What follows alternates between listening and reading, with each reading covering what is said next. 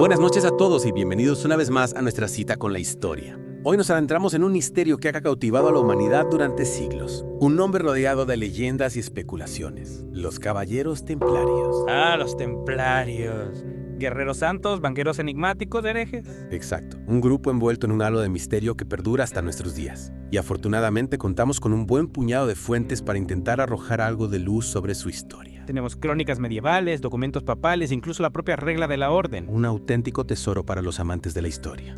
Así que, sin más preámbulos, comencemos nuestra inmersión en el mundo de los Caballeros Templarios. Empecemos por el principio, ¿de acuerdo? Su génesis, digamos. ¿Cómo surge esta orden? ¿En qué contexto? Bueno, nos situamos en el siglo X, poco después de la Primera Cruzada. Jerusalén había sido conquistada por los cristianos, y el flujo de peregrinos a Tierra Santa era constante. Tierra Santa. Un lugar mítico cargado de simbolismo para la cristiandad. Sin duda, pero el viaje era largo y peligroso. Bandidos, asaltantes, todo tipo de peligros acechaban a los peregrinos en su camino. Un escenario propicio para la aparición de una fuerza protectora, ¿no crees? Exacto. Y es en este contexto, en el año 1118 o 1119, que 9 caballeros franceses, liderados por Hugo de Payns, deciden fundar una orden con un objetivo claro: proteger a los peregrinos que se dirigían a Jerusalén. 9 caballeros, casi una imagen legendaria, ¿verdad? Una hermandad forjada en la adversidad. Y su iniciativa no pasó desapercibida. El rey Balduino desde Jerusalén, reconociendo su valor, les ofreció un lugar muy especial para establecerse. ¿Un lugar especial? ¿A qué te refieres? Nada menos que en el antiguo Templo de Salomón, en Jerusalén. De ahí, como puedes imaginar, proviene su nombre: Caballeros Templarios. El Templo de Salomón, un lugar cargado de historia y simbolismo religioso. Sin duda. Un lugar que impregnaba a la orden de una aura de misticismo desde sus inicios. Y no solo recibieron el apoyo del rey. El patriarca latino de Jerusalén, Garmón de Picaini, también les brindó su respaldo. Apoyo tanto terrenal como espiritual. Interesante. Sí.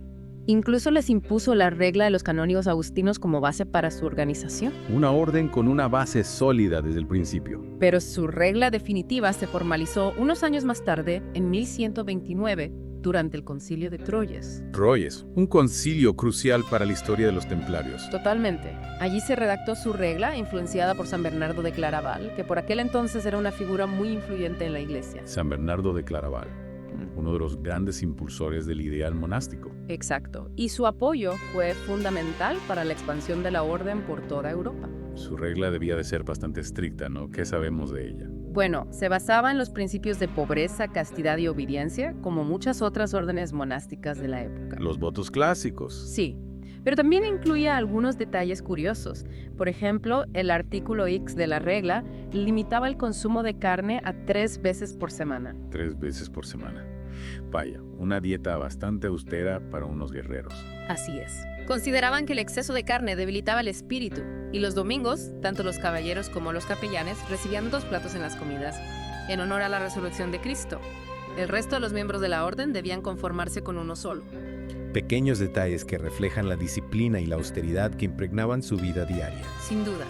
Y no podemos olvidar su símbolo más icónico: el manto blanco con la cruz roja. La imagen que todos tenemos en mente cuando pensamos en los templarios. El manto blanco simbolizaba la pureza y la cruz roja, el martirio y la sangre de Cristo. Una imagen poderosa que los identificaba como guerreros de la fe. Una imagen que infundía respeto y temor a partes iguales. Y su papel en las cruzadas no hizo sino aumentar su fama y su poder. Eran guerreros de élite, ¿verdad? Sí, se distinguían por su disciplina, su valentía y su destreza en el campo de batalla. Guerreros santos, dispuestos a dar su vida por la defensa de la cristiandad. Y su fama se extendió rápidamente por toda Europa. No solo eran guerreros, también se convirtieron en una potencia económica.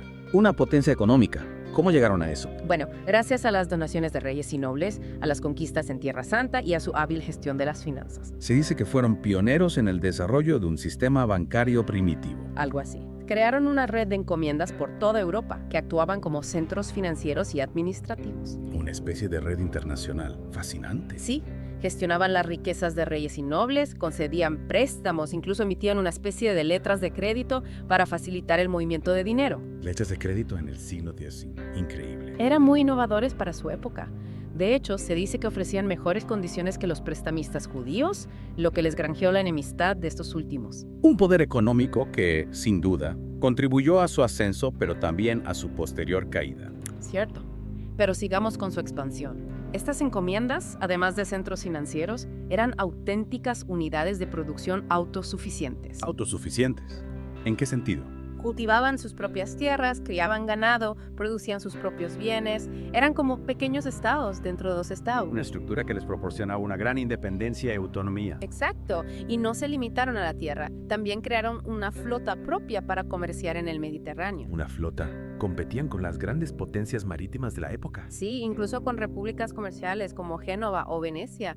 Controlaban rutas comerciales, transportaban mercancías, peregrinos, tropas.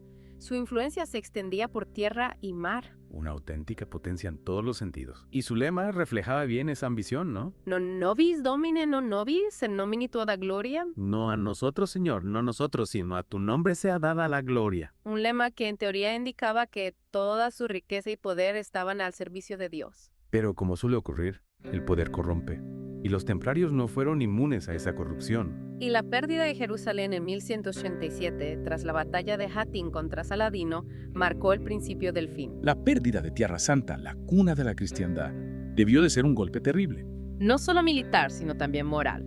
Su razón de ser se tambaleaba, y aunque siguieron luchando en las cruzadas, su prestigio se vio mermado. Y a partir de ahí, su historia se oscurece. Empiezan a surgir rumores inquietantes, acusaciones de herejía. Sí, los enemigos de la orden, envidiosos de su poder e influencia, comenzaron a difundir todo tipo de calumnias. ¿Qué tipo de calumnias? Se les acusaba de realizar prácticas heréticas en secreto, de adorar ídolos paganos, incluso de negar a Cristo. Acusaciones muy graves, difíciles de probar. Y en este contexto de desconfianza y recelo, entra en juego la figura de Felipe IV de Francia, el rey de hierro. Un monarca ambicioso y sin escrúpulos. Exacto. Felipe IV tenía una enorme deuda con los templarios y veía en ellos una amenaza a su poder. La excusa perfecta para acabar con ellos. Y no dudó en aprovecharla. En 1307, con el apoyo del Papa Clemente V, orquestó una redada masiva contra los templarios en Francia. Una operación perfectamente coordinada para acabar con la orden de un solo golpe. Cientos de templarios fueron arrestados, acusados de herejía y torturados para obtener confesiones. Confesiones obtenidas bajo coacción, por supuesto. Claro, les obligaron a admitir todo tipo de barbaridades. Negar a Cristo, escupir sobre la cruz, adorar a un ídolo llamado Baphomet. Baphomet, una figura demoníaca que se ha convertido en un símbolo del misterio que rodea a los templarios. Una figura envuelta en leyendas e interpretaciones contradictorias. Algunos lo asocian con un dios pagano, otros con un símbolo esotérico. Sea como sea, las acusaciones eran gravísimas y la opinión pública se volvió en contra de los templarios. Y el Papa Clemente V, presionado por Felipe IV, se vio obligado a actuar. Aunque en un principio intentó proteger a la orden, finalmente cedió a las exigencias del rey. Un papa sometido al poder de un monarca. Una situación que no era inusual en la Edad Media. Cierto. Y en 1312, durante el Concilio de Viena, se decretó la supresión de la Orden del Templo. Supresión, pero no condena por herejía, ¿verdad? Es un matiz importante. Correcto. La orden fue disuelta por motivos administrativos, no doctrinales. El Papa no llegó a declarar formalmente que los templarios eran herejes. Un detalle crucial que a menudo se olvida. Y que alimenta las teorías conspirativas sobre la verdadera razón de su caída. Pero la disolución fue un golpe mortal para la orden. Sus bienes fueron confiscados y sus miembros perseguidos. Sí. En Francia, muchos templarios fueron quemados en la hoguera, acusados de herejía. Un final trágico para una orden que había alcanzado cotas de poder inimaginables. Y un final que todavía hoy sigue generando controversia y debate. La figura de Jacques de Molay, el último gran maestre de la orden, es especialmente significativa en este contexto. Sin duda. De Molay fue arrestado junto a otros líderes templarios y sometido a un largo proceso judicial. Inicialmente confesó bajo tortura, pero luego se retractó públicamente, afirmando que era inocente de todas las acusaciones. Un acto de valentía y desafío que le costó la vida. Sí, fue condenado a la hoguera en 1314 en París junto a otros templarios. Se dice que antes de morir maldijo a Felipe IV y el Papa Clemente VI profetizando su muerte en el plazo de un año. Una maldición que, curiosamente, se cumplió. Felipe IV murió ese mismo año y Clemente VI poco después. Una coincidencia que contribuyó a alimentar la leyenda negra de los templarios.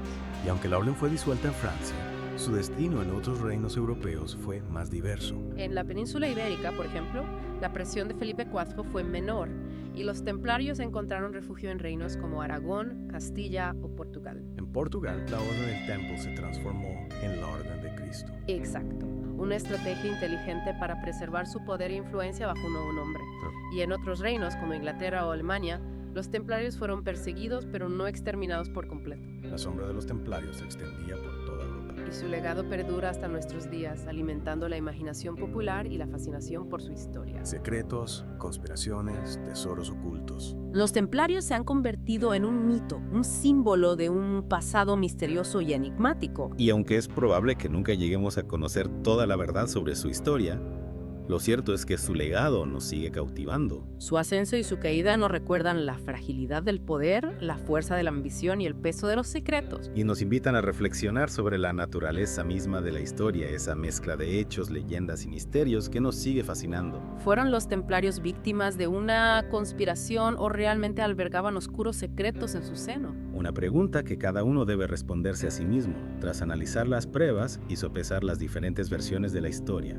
Lo que es innegable es que la historia de los templarios es un fascinante puzzle al que nos invita a investigar, a cuestionar y a buscar respuestas en las sombras del pasado. Un viaje apasionante que nos lleva a la raíz misma de la civilización occidental y nos enfrenta a los grandes enigmas de la historia.